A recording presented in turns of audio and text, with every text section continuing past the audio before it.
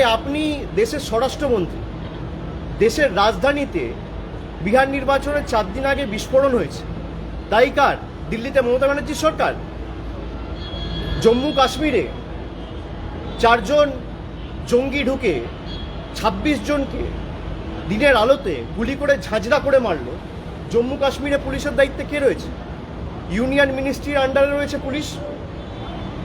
বর্ডারের পাহারায় কে দায়িত্বে রয়েছে? বিএসএফ। তাহলে একদিকে বিএসএফ আপনার স্বরাষ্ট্র মন্ত্রকের অধীনে, অন্যদিকে দিল্লি পুলিশ থেকে শুরু করে জম্মু কাশ্মীর পুলিশ আপনার স্বরাষ্ট্র মন্ত্রকের অধীনে। তাহলে দিল্লিতে কেন হলো? জম্মু কাশ্মীরে পেহেলগামে কেন হলো? এর দায় কার?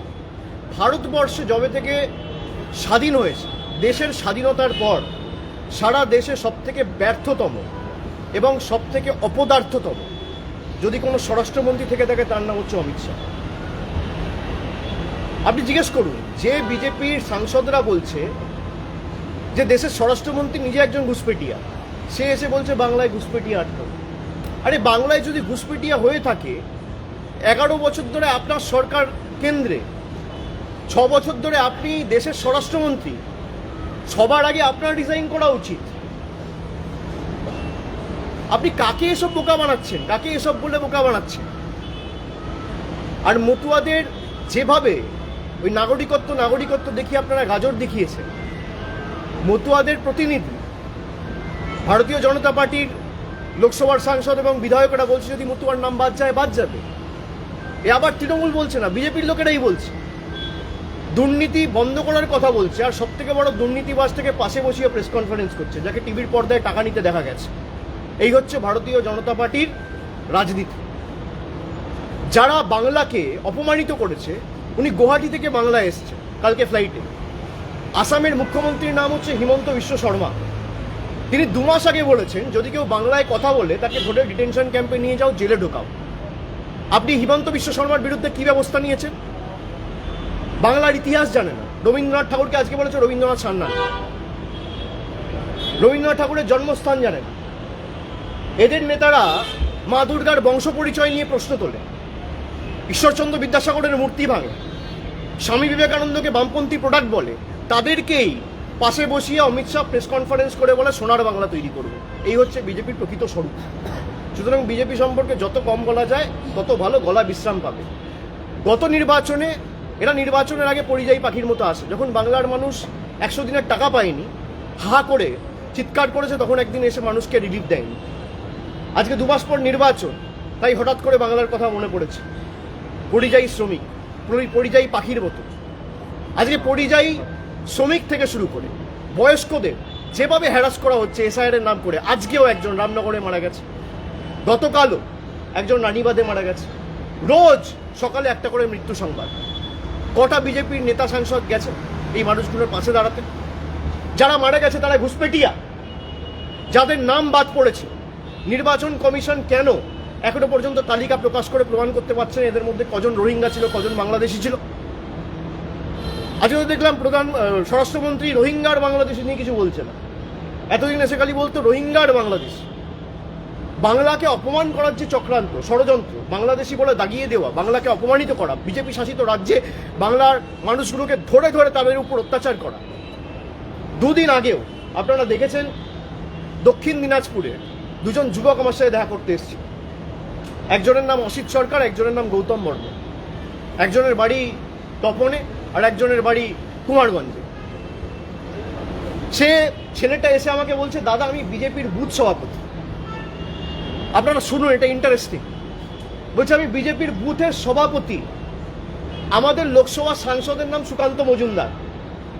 আমি বম্বেতে চাকরি করছি আজকে প্রায় 20 বছর। আমাকে মহারাষ্ট্রের পুলিশ ধরে নিয়ে থানায় ঢোকালো। আমি আমার বাড়িতে ফোন করে বউকে বললাম সুকান্ত দার সাথে গিয়ে কথা বলবো। আমার বউ গিয়ে হাউমাউ করে কেঁদেছে, একটা ফোন করেনি পর্যন্ত।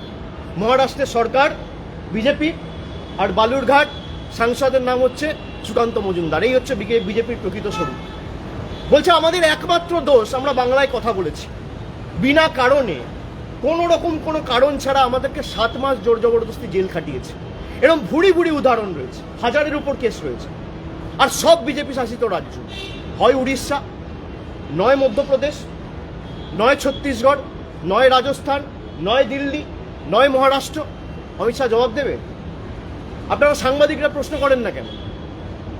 মিডিয়া হাউসের চাপ আছে আমি জানি, কিন্তু প্রশ্ন করতে তো অসুবিধা নেই, প্রশ্ন করুন। যে আপনি রবীন্দ্রনাথ ঠাকুরকে বলছেন রবীন্দ্রনাথ সান্যাল, প্রধানমন্ত্রী বঙ্কিমচন্দ্র চট্টোপাধ্যায়কে বলছে বঙ্কিম দা, রবীন্দ্রনাথ ঠাকুরের জন্মস্থান চেনেন না, পঞ্চানন বর্মাকে বলছেন পঞ্চানন বর্মন। আপনারা কি বাংলা নিয়ে কাজ করবেন? আপনার বিধায়ক সাংসদরা বলছে মতুয়ার নাম বাদ গেলে যাক, আপনার লোকসভার সাংসদরা বলছে যে আমরা বর্ডার রাখবো না, আর আপনি সেই বর্ডার সিকিউর করতে চান। আপনি হোয়াইট পেপার রিলিজ করুন, কেউ তো বারণ করেনি। এরা ক্ষমতায় আসার পর নোটিফিকেশন ইস্যু করে যে বর্ডারে 2 কিলোমিটার 5 কিলোমিটার এদের ক্ষমতা ছিল সেটা বাড়িয়ে কোথাও 50 কিলোমিটার করেছে, কোথাও 80 কিলোমিটার করেছে। তারপরেও জঙ্গি হামলা হবে কেন? আর যার ব্যর্থতার কারণে জঙ্গি হামলা হচ্ছে সেই আইবি চিফ বা আইবি ডাইরেক্টর তপন ডেকাকে আপনি 1 বছরের এক্সটেনশন দেবেন কেন? তার মানে এই যে ঘটনাগুলো ঘটেছে আপনাদের কি কোনো কম্পালশন রয়েছে? কিছু তথ্য লুকানোর চেষ্টা করছেন যে কারণে, যাদের ব্যর্থতার কারণে মানুষ মারা যাচ্ছে তাদেরকে এক্সটেনশন দিচ্ছে? আমার প্রশ্ন খালি এটুকু। আর বাকিটা আমি অনুরোধ করব, বাংলায় এসছেন, বাংলার শীত উপভোগ করুন, বাংলার রসগোল্লা খান, এমনি বাংলার মানুষ লাড্ডু দেবে 3 মাস পরে।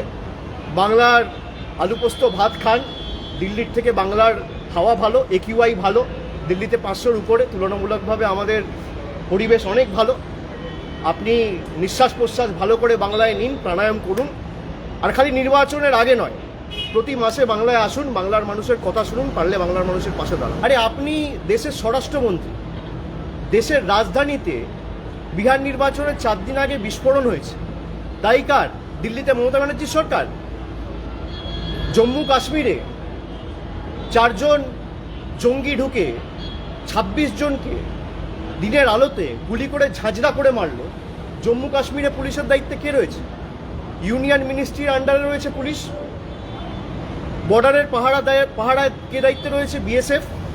তাহলে একদিকে বিএসএফ আপনার স্বরাষ্ট্র মন্ত্রকের অধীনে, অন্যদিকে দিল্লি পুলিশ থেকে শুরু করে জম্মু কাশ্মীর পুলিশ আপনার স্বরাষ্ট্র মন্ত্রকের অধীনে। তাহলে দিল্লিতে কেন হলো? জম্মু কাশ্মীরে পেহেলগামে কেন হলো?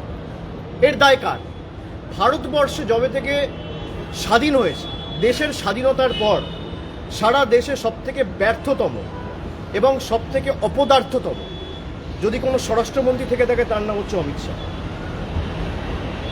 আপনি জিজ্ঞেস করুন, যে বিজেপির সাংসদরা বলছে যে দেশের স্বরাষ্ট্রমন্ত্রী নিজে একজন ঘুষপেটিয়া, সে এসে বলছে বাংলায় ঘুষপেটিয়া আটকাও। আরে বাংলায় যদি ঘুষপেটিয়া হয়ে থাকে, 11 বছর ধরে আপনার সরকার